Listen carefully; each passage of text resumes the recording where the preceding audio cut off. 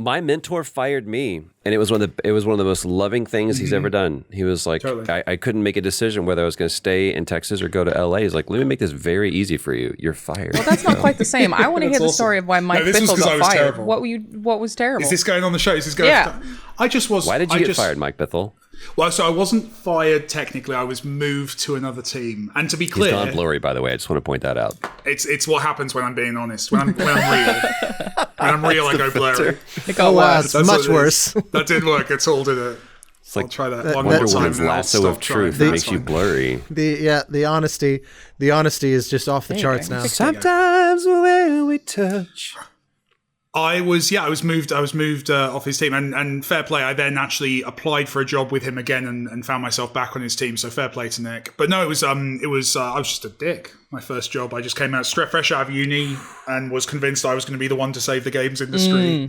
And I have met a few people like just that. Walked around telling everyone exactly how it should be, and it's pissed everyone off around. How old were you? And I was fresh out of uni, so I was like 21, 22. I had no excuse. I was far older than that. I was 30.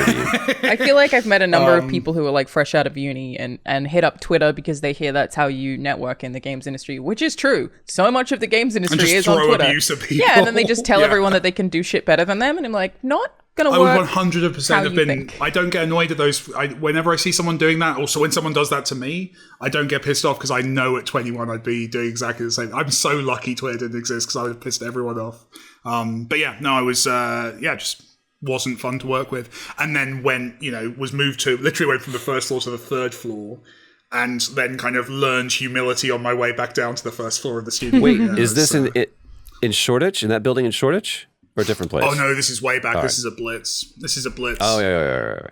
So yeah, that was years and years ago. No longer there actually. It was a very cool British game studio that did a lot of licensed games, but it was a lot of people's kind of first jobs. It basically if you like any AAA game that's got British people working on it, probably someone on that game was a Blitz. Like it definitely was like a training ground for a lot of us. Did Mike I learned a lot. Did Mike Bithell just tacitly set us up for this week's topic beautifully, or are we going to move away from it? Again, I did have a topic in mind which ties into this. That's what I'm thinking. What we can not do it though. There are so many. I feel like there's so many relevant. A lot happened in the industry in the last 3 weeks while we were talking about philosophy, didn't there? We're talking about philosophy, right? I just want to make you sure. guys ever thought about death? Seriously? Yeah, dude, let's go. That was a good episode. That was a good Well, I guess I'll intro the show at 3-ish minutes then. Hi, everyone. I'm Alanah. I'm a video game writer. This is Play, Watch, Listen, by the way. That's Troy Baker, who is a video game actor. That is Mike Bithell, who is a video game director. And that is Austin Wintory, who is a video game composer. Feels weird now, doesn't it? Did I ruin it? Is the show Yeah, it's weird. There were some comments in the on YouTube from this last one that said something like, I feel bad for all the people that stopped listening after 15 minutes when they introed the show, not knowing that there was another hour to follow. Yeah.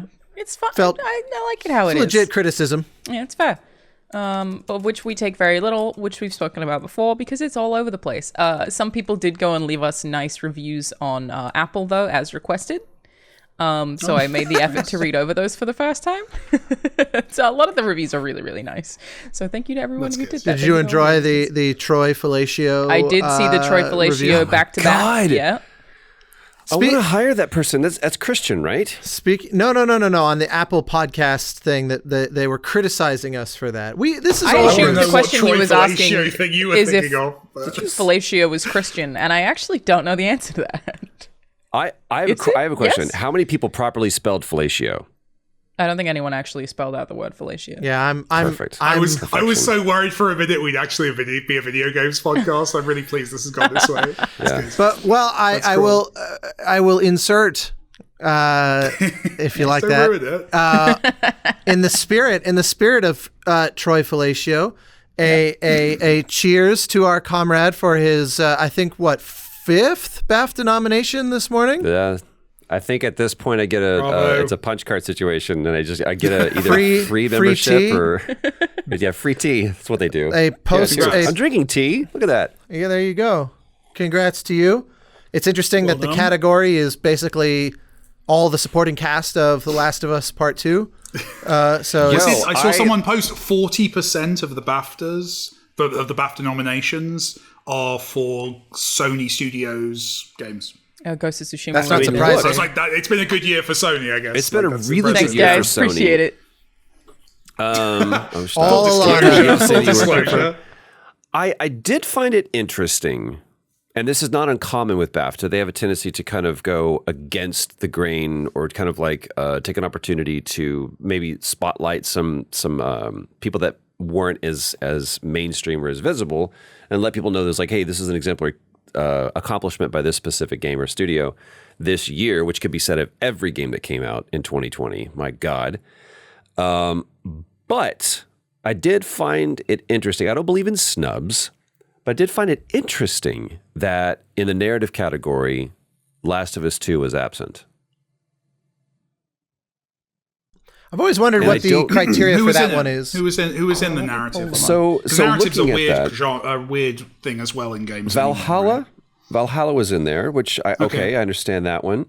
Well, what is the category? Do we know how they define it in terms of, is it like just quality of narrative, like just your story? How good is your story in general? Yeah, it's not specific to like writing, and that's why it's narrative specifically. I think I've judged it for BAFTA a couple of times. Inside one year, which I thought that was a fantastic. It's like, it doesn't mean dialogue, it doesn't mean acting. Best narrative is the use of story inside of the game. I don't know what that actual definition is, but when Inside one with the most lackluster acceptance speech ever given for any award ever is like, I don't even like writing in games, and left the stage. I was like, that's all right. Solid. At this point, they're just like, we're so tired of getting on this stage. They were like, Corey, it was like, you wanted a tracksuit on purpose because you knew how many games you were going to win.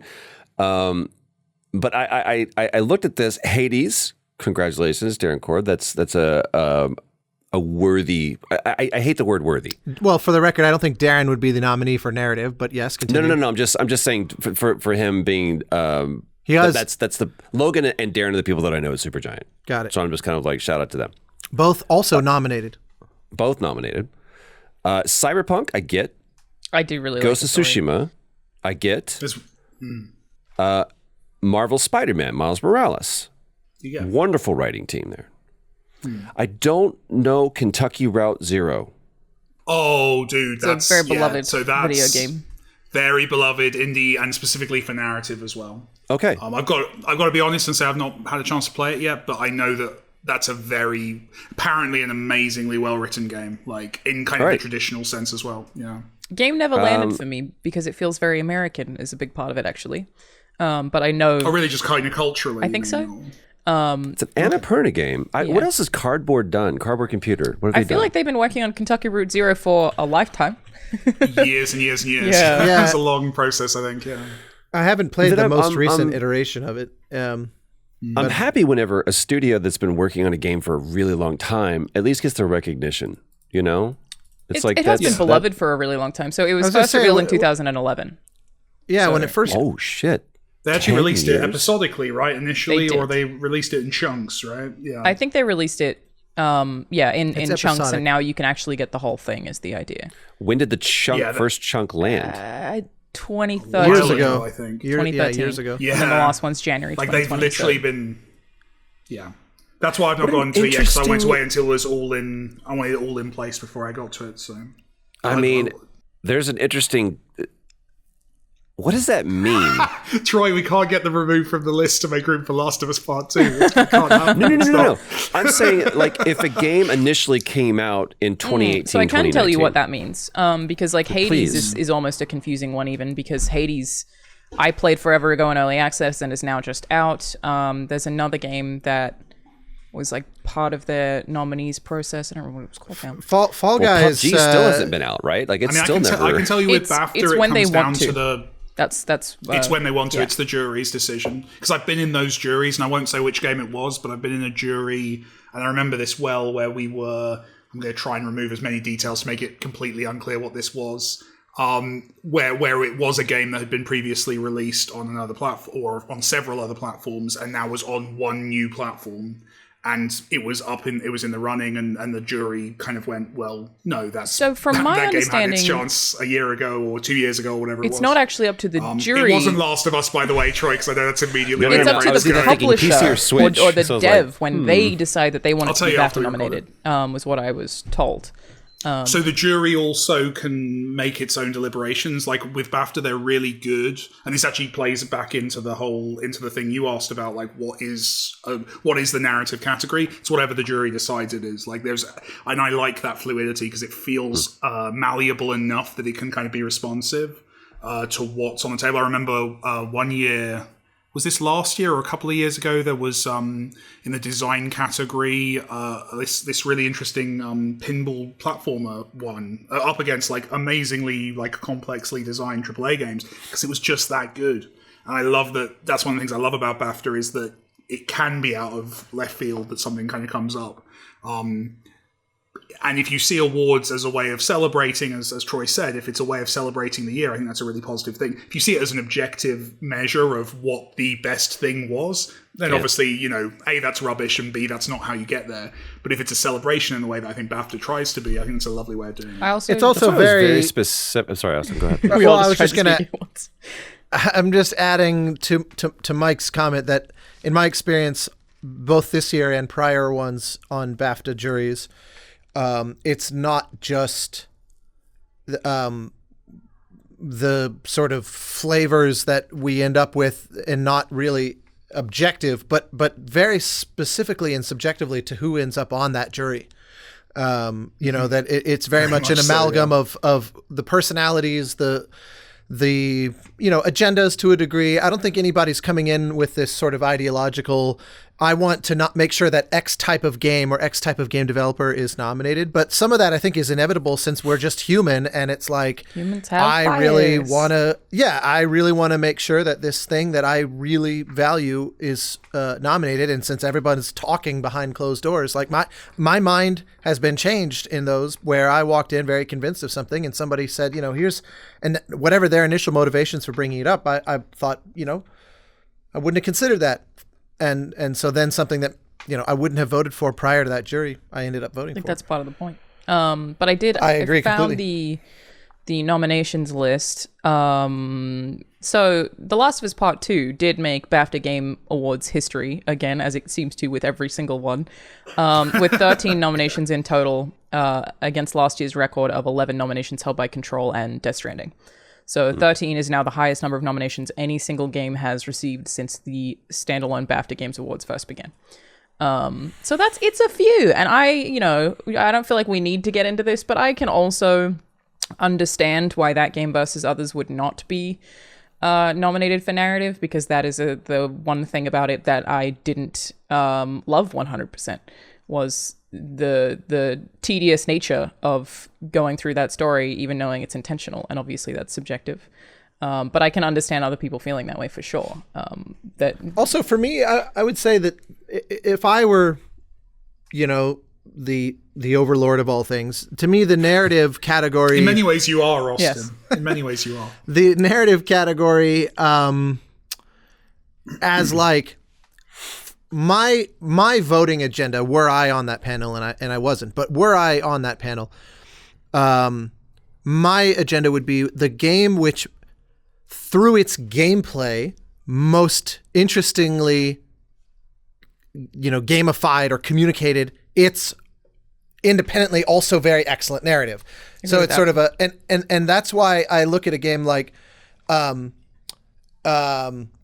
story. I remember being I'm fairly certain it was nominated, may have even won that category. I can't remember, but that was an excellent example. Definitely nominated. Yeah, but it's one where I actually think the narrative itself is solid, even very good, but the manner with which its narrative is unveiled to the player is what makes it excellent. I do agree with that. Yeah, because if you take the narrative, like the story, just written out as a beat sheet, in Word, you're like, it's, serviceable, it's like an episode of CSI. It's like a good crime mystery of the week, but by presenting it this way, it made it so much more.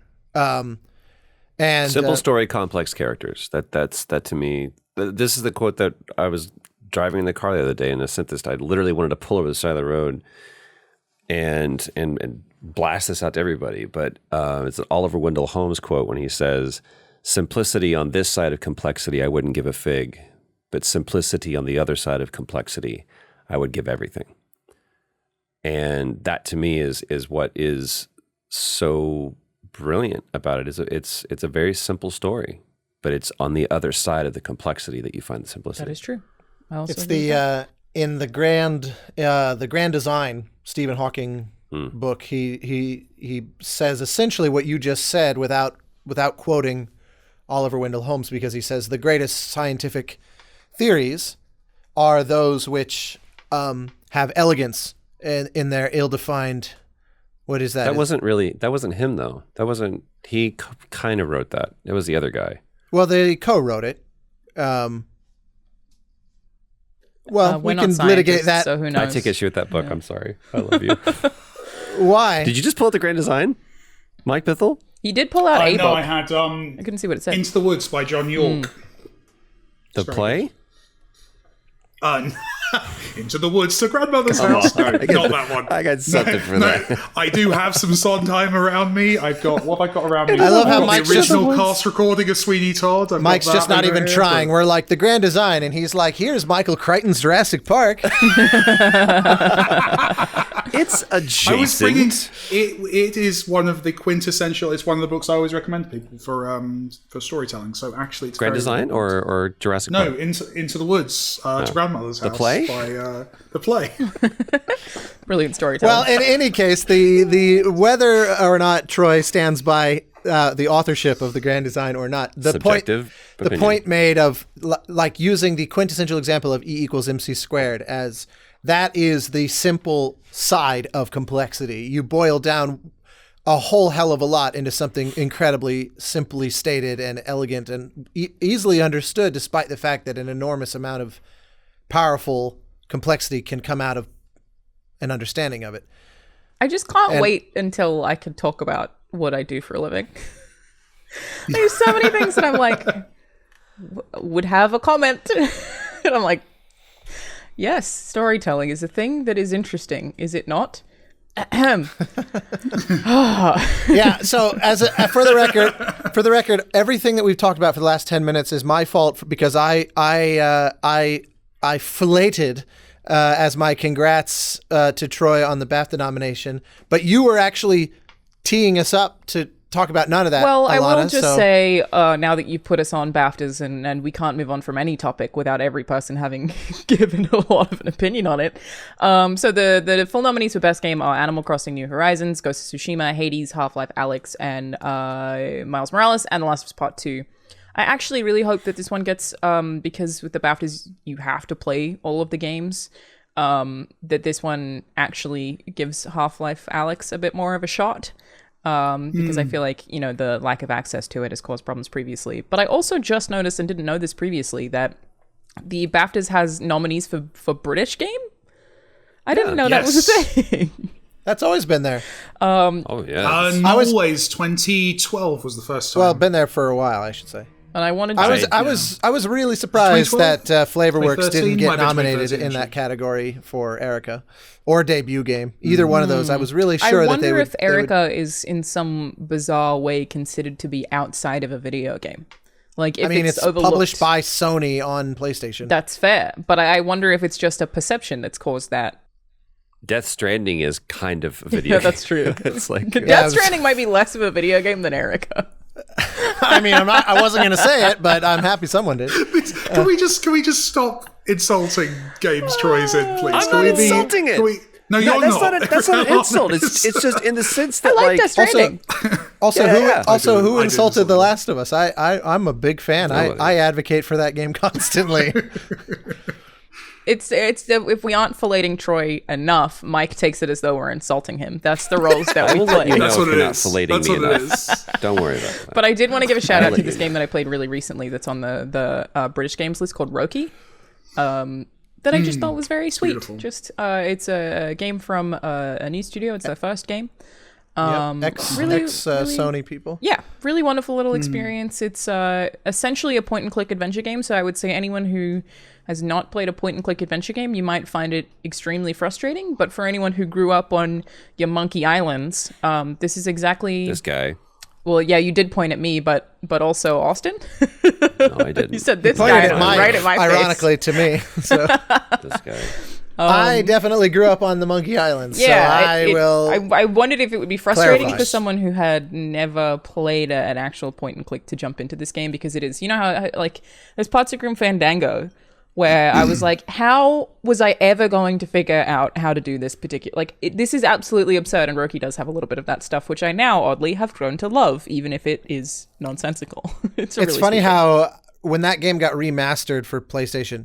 Oh, sorry. Mike has his hand up. I yield to the chair. Yeah. I want to plug a game. I want to plug a game because you brought up point and clicks, and I played a lovely one a couple of days ago. No, it isn't. Is it Thomas Was Alone coming to now. Switch?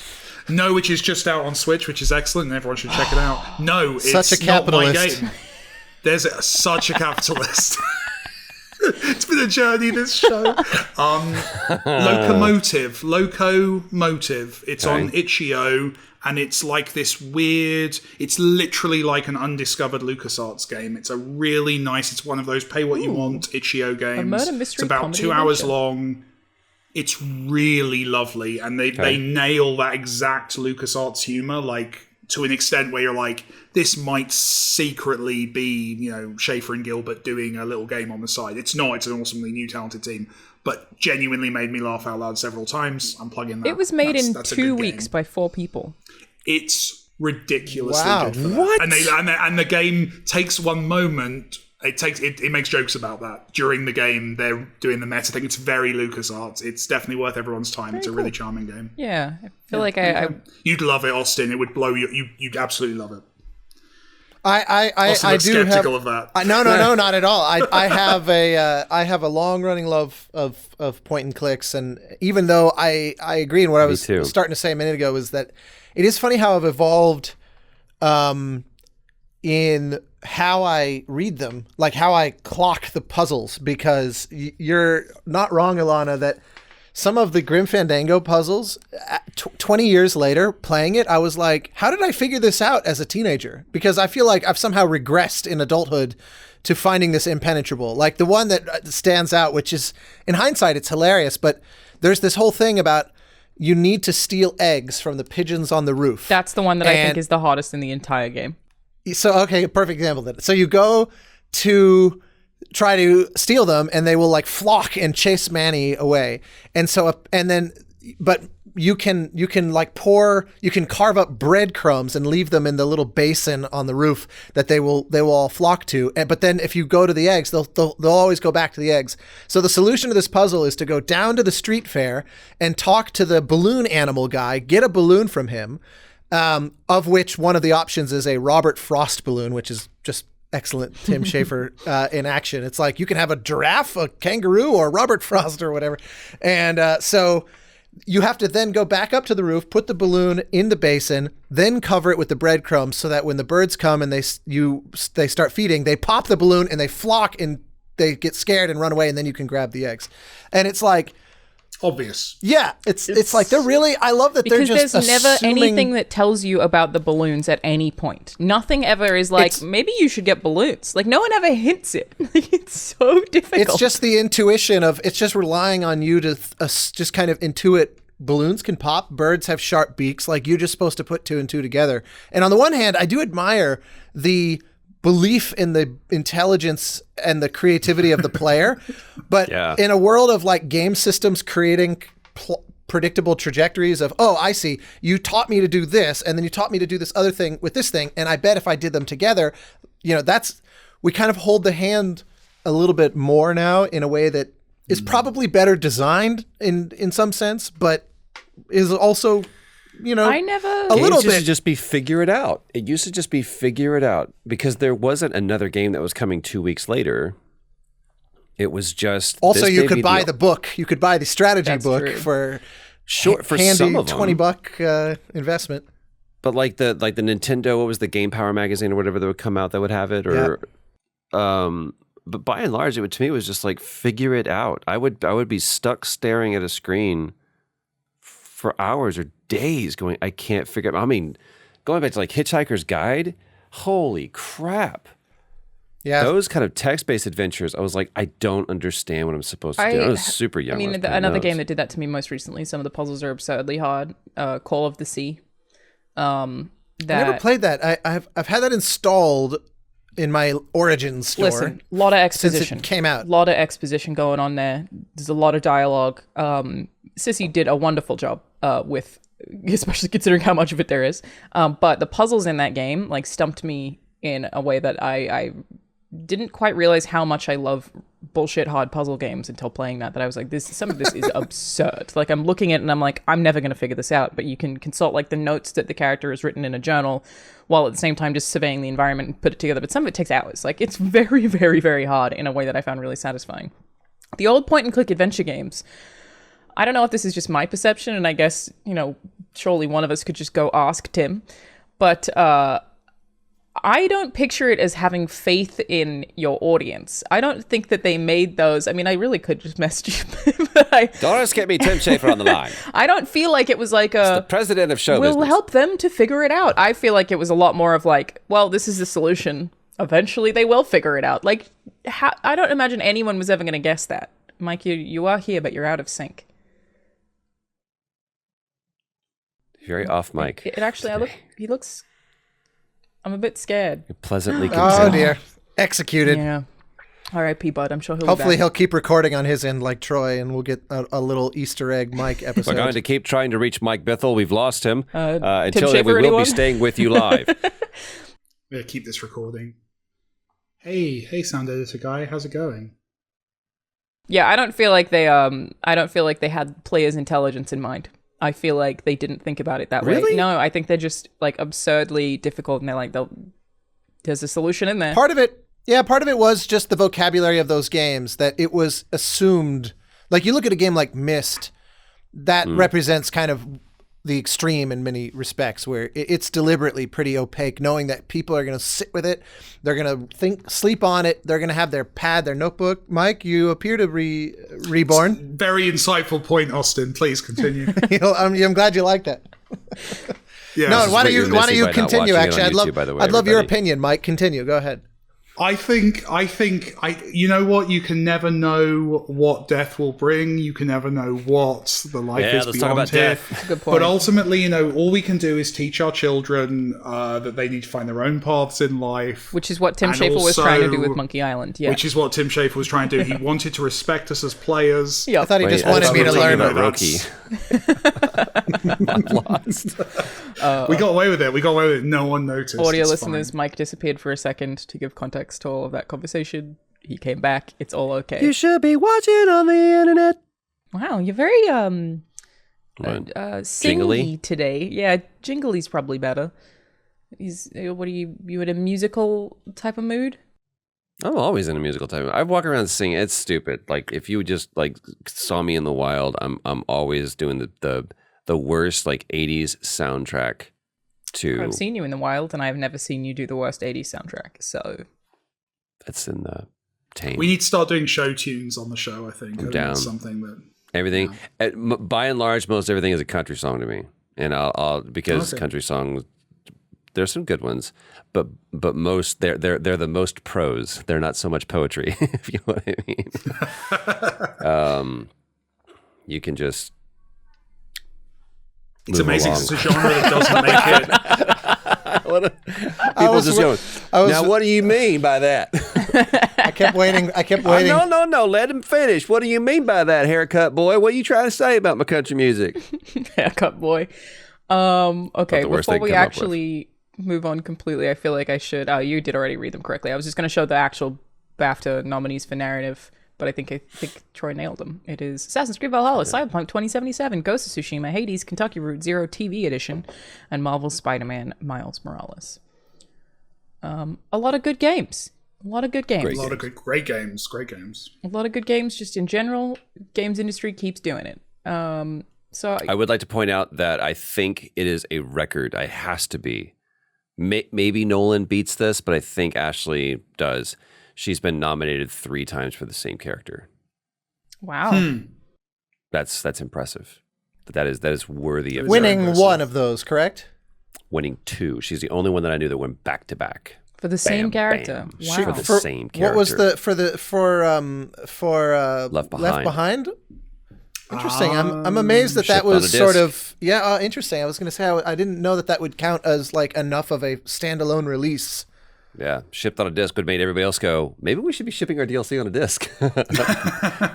Wow.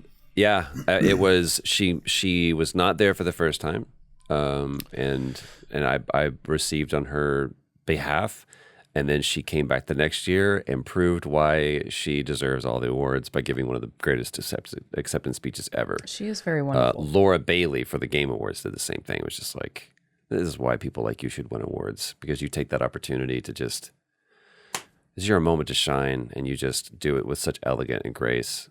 Laura Bailey is also nominated. The one that I would like to point out, Shannon Woodward, by the way, did so much heavy lifting in that game. I will take just a brief moment to talk about my fellow castmates. Jeffrey Pearce as Tommy is, I cannot begin to express to you the amount of skill that he deftly wielded through the entirety of that process and game. And there's so much. He is one of the most gracious, devoted, flowy.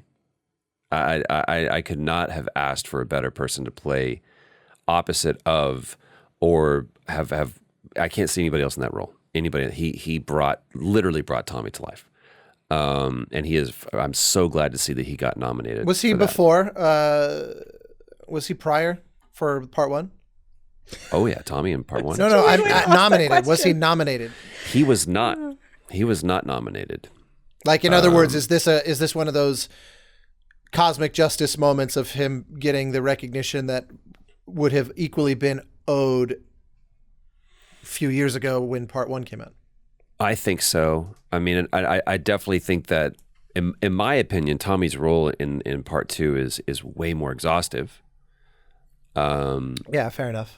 It's true. It's definitely much worthy larger of a character. light. Yeah. Mm-hmm. But his performance is continuously. It should be studied. Like what he did.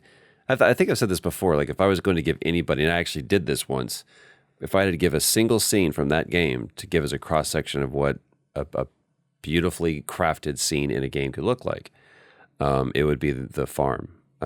Which is a scene that I'm not in. That is very good. It is just, if you don't need to know anything else about the story, you just know those 3 people are having that conversation, and specifically Ellie and Tommy's conversation, and you reveal everything about them. It's just, it's a, I don't use this lightly. It's a masterclass. Like, you could watch that and dissect it. Yeah, it's almost a very good standalone short film. I would definitely agree with that. Logan Cunningham getting nommed again, just as an incredibly talented, sweet human. Has Hades, Achilles, Poseidon, Asterius, Sharon, and the storyteller in Hades? It's amazing. Yeah. Not fair. He's always been. I didn't know that. He's always been the only voice in Supergiant's games. Like, he's every voice actor in their prior ones, and then this one they just needed a lot of people. They spread it out, and more, so he's only like half the characters in this one. He got lazy. I know, exactly. To us all at some point in our career, you know. Although I do love the irony though that Darren is Zagreus. That is just too funny to me. It's wild. It's wild. There's also Patrick Gallagher as Khotan Khan, and I did really like that performance. He was like a really, really good villain. But I also wanted to note here, and I think this is a really interesting one. Sharami, I hope I'm pronouncing that correctly. Sharami Lee. Yeah, Sharami Lee as Female V in Cyberpunk 2077. I played as Female V. I actually usually play as a male character in most games, but I like her voice so much that I did play as Female V. And I was... Troy, is it weird if you were to play... How do you think the male V feels? Like, do you think that would be a really strange thing where, like, you know, the same thing with Mass Effect, right? Where everyone says exactly FemShep. I was going to say FemShep's a brilliant example. And, like, everyone just talks about Jennifer Hale's performance to the extent that... Mark Meir is kind of like... Like, how... And are we being mean? No, I look to me. This is the thing that I love about it. It's not like, well, okay, if we nominate one, we have to nominate the other. There's a reason why you did each, and you did it to give a different performance. You did it to give a different side of the character, even if it's the same lines that have been given. Assassin's Creed has been great at doing this. The whole point of Jacob and Evie is there's two characters. That one's a little bit of a because it's kind of a Jacob, handoff right? co-op. It's it's not two versions of the same character. They're two different characters. They're siblings. They're literally different people. Cassandra and the brother, whose name I don't remember, again, because everyone loves Cassandra so much, is probably a better example. Yeah. Or Valhalla. Valhalla did that. Avior and... Ivor. The other one. Ivor, that sounds right, yeah. Oh my God. Ivor. You got to watch Vikings. So good. But I know, I think it's to me is the actor, whoever landed it better. I think some characters work better as a female, some characters work better as a male. And it doesn't mean that you have to do both. I think that it's just for this story that we're telling, it resonates more as a female, it resonates more as a male. Or also, even better, you have a game like Inside where you choose, is it a boy or a girl? There's nothing inherently that tells you. That to me was a brilliant choice. So, Pouty Mike. I was just going to say, no one should feel bad for not getting nominated for an award. Thank you. That's true. I feel like it's always a very limited pool of things. Like no one. It's of course if you if you know that you might be up for something and then you find out that you're not, of course that's going to be disappointing. But it's all very silly. It's all absolute nonsense. Until you win one, then it's the best thing in the world, and then it's absolute nonsense. You're allowed again. to celebrate the things, but you're right. Your worth and your value should not ever be tied to awards. I still strongly agree with that. There's also a long history of acclaimed artists, like the list of legendary musicians that never won a Grammy, for example. And it's not B-side people. It's like Hendrix, and there's. And someday you'll make The Departed and they'll give you an Oscar just to apologize. Yeah. I mean, actually, speaking of Troy's favorite artist of all time, one of my favorite Oscar acceptance speeches was Randy Newman winning for Monsters, Inc., where he basically was like, really? For this game? Because he was so... He didn't win for Toy Story? No, that was the thing. It was like, how did I not? He basically said that in his Oscar speech for Monsters, Inc. He was like, for this one, not last time, just so we're clear, right? Like he was so what a baller. Oh yeah, he doesn't give a shit. It's too funny. Did any of you watch the Golden Globes? They had those? I didn't know. Same. Like that's my whole attitude is like, I didn't even know it was a thing. As I understood, the best thing that came out of Golden Globes was what's her name from Queen's Gambit's dress. Yeah, it was pretty cool. I saw photos of it. She looked at like Jessica Rabbit and went, that, but in green. That's I went, rad. That. Have any of you seen that show? Queen's Gambit. You haven't seen that show? I gave up on it. I didn't like it. I didn't either. I didn't like it either. And everyone else I know loves it. And I was like, you're nuts. Okay, I think it's fantastic. It's you and me then against the world because I don't genuinely understand thought that it was for you. terrible. She's amazing because everyone loves it. She's so amazing. She is amazing. To me, it was, and again, everyone else I know loves it, so I recognize that I'm an outlier. A show about absolutely nothing. Like I did not feel like I was driven to continue to watch it. I didn't feel like I was watching her grow. She seemed like she was the same for a very long time. I was like, what am I supposed to be attached to in any of this? It was just like, you like chess. What? I also didn't know what she wanted as a character. Nope. There was no motivation or journey or learning. Or... Have you ever watched Boardwalk Empire? It was just a person having a series of bad interactions with people. And you're just gosh. Just go to therapy. It'd probably be I love this because to me, it is exactly what you're talking about. And that's what I find compelling. Because it is a story about obsession. It is a story about identity. It is a story about not knowing who you are until the very last moment. No, she seems to always know who she is. But it's not really. Though. Is it a story about obsession, though? Is it a story about obsession? Because, like, I agree with you. The character is obsessed. That's present. But, like, it doesn't have an opinion about what obsession does. No, her to obsession you. doesn't How do have you a negative accept? impact. What are you talking about? It will make you an alcoholic, it's but very then you'll just destructive. stop drinking whenever you want to. Well, it's not though. She's fine at the end, isn't she? Well, like She like, Troy, goes through bad like, patches. You She need goes to watch to E3. She comes back. She's a little bit knackered, but ultimately, a couple of weeks later, she's back to the normal. whole Like, the whole first part is her showing up, waking up drunk. But then she's fine with no consequences for that. She loses that game and then moves on with her career.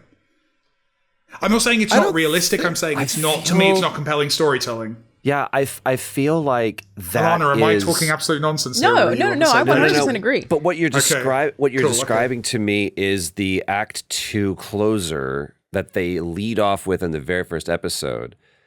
That is, your entire life has been culminating toward this moment, and you blew it. And it didn't. She didn't walk away, and she got to go back. It cost her everything. Cost her everything. What's the? I don't know. For about half what an stakes hour. did she even really have? Like she. No, for like a year. it's also But interesting. in terms of like TV time, it's like half an hour. She doesn't suffer for that. She It's a doesn't- whole two other. I don't think we watched the same show because I I didn't finish could, it, so I stopped watching. Yeah. I don't want to ruin it for anybody, but like Mike already has. No, but to I'm me, not giving any specific details. I don't feel like it's been it's spoiled all to me. about the redemption, and it's No. all about the relationships that she built that she didn't have when she was younger. It's funny. Go ahead, Austin. I really loved it. There was only I was talking with a friend who I thought made an interesting point about a potential flaw in the show, which where he said his biggest gripe was that she basically, this is a slight spoiler for anybody that wants to pause. She well, you know what I mean. I'm giving you a heads up. Go to this time code. Yeah, exactly. Let's make some work for someone else. There you go. Go to this time I'm code. not going to make that and do that. Poor Jack. Oh, you're gonna want to comment on this, guys. So get ready. Get ready. Get ready. Their observation was she seems to have this. She kind of burns these past relationships. And then they nonetheless sort of rally to her side. So there's no real consequence for her having fucked up these past relationships. And I brought that up with a friend who was like just over the top obsessed with the show. And he was like, the reason why that wasn't a problem with me is because this was a guy who knows the chess world deeply. He was like a competitive player. And he goes, the reason why that doesn't bother me is because that's realistic to how the chess community is. He was like, there are if there's a chance, if They're there's like Ride or Die. They're like Fast and Furious. They're pros. basically the same. Yeah, they had Vin Chess Diesel players. in the show for a while, and then he had to drop out for schedule reasons. It was his argument was like, the people in the chess world are so obsessive about the chess that they will get over, like, it is not a leap that they would get over their own literal heartbreak if they have the chance to help her beat a grandmaster who's never been beaten before, kind of thing. And I was also like, believe that actually doesn't fall flat with me as an idea, because they're all so obsessed. And I've also had people that I have believed in me more than I believed in myself at the moment. And they were like, if you could just get your shit together, you could accomplish what we can't. And that's what it was. There's a lot of vicarious living through this. Like, you're the chosen one. You know, you're the one that could actually go all the way with this. We didn't have it in us. And so we are rooting for you so that together we all could succeed. The thing that I love that they didn't do was do the Rocky IV, it's Drago versus Rocky, bullshit. And there's such a mutual respect. Oh, my favorite moment is, again, spoiler, but in that when she's Elevator? when she's in one of her final, This is the one, guys. one of the final matches against like the old timer, the guy with the huge beard, and she beats him, and he just smiles and he's like, beautiful. Excellent. He loves how she beat him. Like, he admires her that, this is a massive level world champion, and he just delights in the method of her victory. And I thought, what a beautiful little moment. Those are lovely moments. And I agree with you. And I think, and the cinematography is beautiful. Oh, yeah. The costume design, like Kerry, every single dress the main character came in, Kerry was like, I need that dress. Like, every single one. Like, it's a shopping list if you're That's into that Christian era. Dior, love. We can't. I can't. Maybe sorry. if Thomas was load on Switch sells well, but ultimately, that's the problem, is those moments are lovely, but they just don't to me, they don't like. I thought the first couple of episodes were pretty strong. Like the whole narrative of the kid learning from the janitor and like that arc they go through, those two characters. But the second, spoilers again, the second that character's not around anymore, there's just no. I think that's about the time where I stopped watching too, and I just don't have tolerance for TV shows that I'm not super into. The minute that I feel like it's not worth it, I just stop watching them completely. And that was my problem. I didn't feel like I was rooting for her in any really significant way, probably as a result of the lack of relationships. Like the relationship that she has with her mother was not one that, or I don't know, foster mother, I suppose, was not one that inspired me whatsoever. I wasn't where is it going? I loved that because it was a complicated relationship. Like it was messy. That wasn't this idyllic mother-daughter thing. See, I don't want that. Oh, I don't want that. I don't want an ideal. No. It's just but nor was it a caricature of the mother who parades around her gifted child, like pageant mother type. And that was nice. Again, that was nice. But what does the main character of the show want, and what do they need? I mean, I'm not going to give away. I just don't know watching. I feel like that is interpretive, but yeah, if you haven't watched Boardwalk, the thing that Boardwalk Empire did is, how do you get 5 seasons out of a show where the main character doesn't have an arc until the last season? You want to talk about a character that never changes, that is completely irredeemable from the first frame, and then you choose season 5 to go, now we'll do you. There are some shows, I pushed against The Wire for this. I'm like, don't present a show to me that is such a high buy-in that looks down their nose at me because you can't understand what's going on in the first 5 minutes. I did the same thing with The Wire twice. I was like, I'm out. But that's not what the show is designed to do. It's not designed to be easily palatable. It's like, we're telling an epic. We're going to be doing it over multiple things. It's not about you liking this from the very beginning. I respect it. It goes back to the games we were talking about. But McNulty in The Wire wants to be a good cop, and he needs to be a good man, and that's your basis that's your emotional core of the story. Even with all of the obtuseness which you're talking about, like there's stuff going on with those characters and with their journeys and their growth, and I think that's a little reductive because it's not even it's so massively reductive. It's like the core of something much bigger for sure. But you need an emotional heart to a story. I need to know what the character wants, so I'm rooting for them. Right, but he's not who I connected with. But to me, the interesting thing is you start connecting with the drug dealers. Of course, yeah, right? Exactly. Yeah, so Stringer Bell, Stringer Bell is this brilliant, flawed kind of Shakespearean kind of. He's doomed because he wants to be this amazing businessman, but all he knows is the world. But this is the thing: these are characters. Watch The Wire. Watch The Wire. No one plays chess. West Wing right now.